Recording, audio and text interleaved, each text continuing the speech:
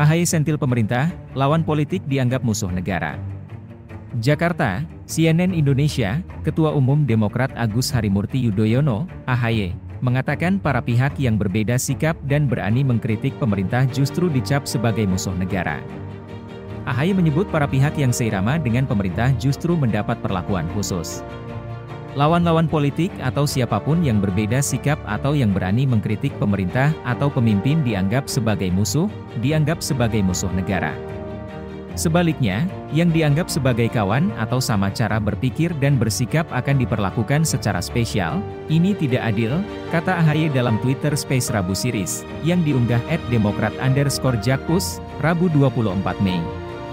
AHY menilai penegakan hukum saat ini terkesan berat sebelah, sehingga ada pihak-pihak yang diuntungkan dari proses tersebut. Apakah benar hukum sudah ditegakkan secara adil di negeri kita? Karena yang terjadi akhir-akhir ini hukum seperti tebang pilih, tajam ke bawah tumpul ke atas, tajam ke lawan tumpul ke kawan, ujarnya. AHY juga mengingatkan agar kekuasaan tidak dipakai dengan semena-mena dan digunakan untuk menjegal pihak yang berbeda dengan pemerintah. Jangan sampai ada perilaku yang eksesif, di mana mereka yang berkuasa menggunakan kekuasaannya untuk menghantam lawan-lawan politik, atau siapapun yang dianggap tidak seirama dengan kekuasaan. Ini namanya abuse of power. Tidak boleh ada abuse of power di negeri kita, apalagi di tingkat tertinggi, katanya. Selain itu, AHY mengingatkan agar kekuasaan tidak menghambat proses hukum, terlebih melindungi koalisi politik. Ia mendesak agar jajaran pemerintahan dapat berlaku adil dan tidak membeda-bedakan siapapun.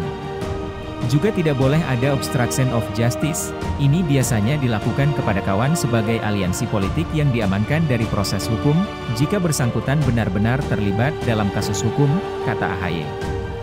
Sebelumnya, Sekretaris Tim Koordinasi Relawan Pemenangan Pilpres PDIP Deddy Yefri Sitorus menangkis pernyataan AHY dalam acara Milad ke-21 PKS di Istora Senayan, Jakarta, Sabtu 20 Mei.